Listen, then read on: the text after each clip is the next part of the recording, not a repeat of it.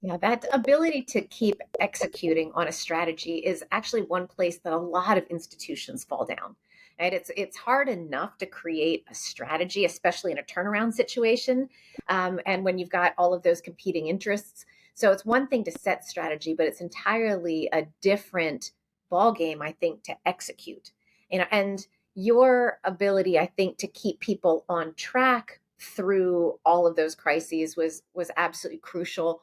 What are you going to do now that I'm touching wood as I say this, but now that there's no more crises on the horizon, what are you going to do to maintain that sense of forward momentum and we're all in this together? Yeah.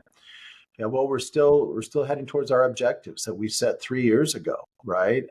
Increased enrollments. We had the largest class in our history last year, and the second largest class of incoming class in our history this year.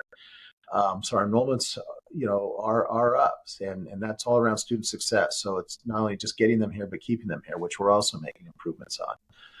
And so we've set our goals there, and we're moving towards those. The other was getting to R1, and just recently there's an article in the Chronicle that just basically said, with some of the changes coming with ACE, they expect some universities to fall out of R1 and others to go in, and we're one of the ones that they mentioned going in. So Not everyone's going to know what R1 is or why it's important. yeah. Thank you for stopping me there. Yeah, R1 is a Carnegie classification for research intensity, and R1 institutions are the highest level of research intensity.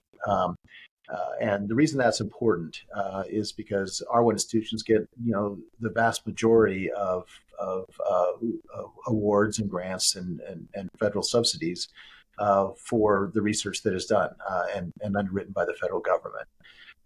And we've been incredibly successful there. Our awards over the last 2 years are up 40%, and that was before we got the largest grant in our history, a $55 million grant for climate smart agriculture in the state.